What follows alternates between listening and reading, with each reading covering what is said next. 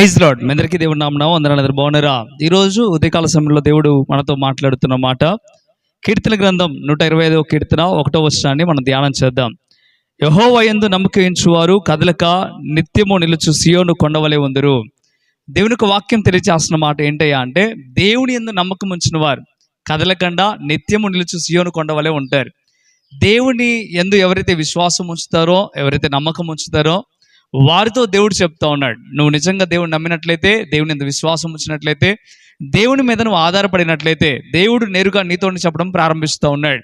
ఏమంటున్నాడయ్యా అంటే, కదలక నిత్యము నిలుచు సియోను వలె ఉంటావు అని చెప్తా ఉన్నాడు.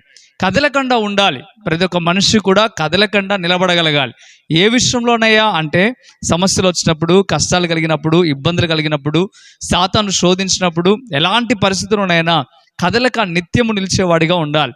కదలక నిత్యం నిలవాలంటే ఖచ్చితంగా మనకు సపోర్ట్ అవసరం. ఒక చెట్టును చూడండి, భూమిలోకి కూరుకుపోయినప్పుడు మాత్రమే అది కదలకుండా ఉండగలుగుతుంది. అంటే భూమి దానికి సపోర్ట్గా ఉందని అర్థం. అదే రీతిగా ఒక మనుషుడు కదలకుండా ఉండాలి అంటే ఖచ్చితంగా దేవుని సపోర్ట్ చాలా అవసరం. దేవుని మీద నమ్మకం ఉంచడం చాలా అవసరం. అందుకే ఈరోజు ఈ మాట ద్వారా దేవుడు మాట్లాడటం ప్రారంభిస్తూ అంటున్నాడు, ఎవరైతే దేవుని యందు నమ్మకం ఉంచుతారో, విశ్వాసం ఉంచుతారో వారితో దేవుడు స్పష్టంగా చెప్తున్నాడు, దేవుని మీద ఆనుకుంటే, దేవుని యందు విశ్వాసం ఉంటే కదలక నిత్యం నిలిచి సియోను కొండవలె ఉంటావు. నువ్వు సమస్యలు రాగానే కృంగిపోతా ఉన్నావేమో, బాధలు రాగానే ఇబ్బంది పడిపోతా ఉన్నావేమో, ఆ రీతిగా ఉండక విశ్వాసంతో నమ్మకంతో ఉండు. ప్రభు తప్పక ఈ మాటలు నీ జీవితంలో ఫలింపజేస్తాడు.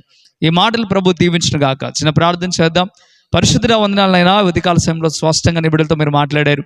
ఈ మాటలు వారి జీవితంలో నెరవేర్పు జరుగును గాక, వారి కుటుంబాల్లో నెరవేర్పు జరుగును గాక.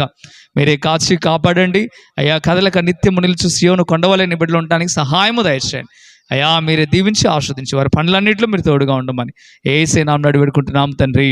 ఆమేన్, ఆమేన్.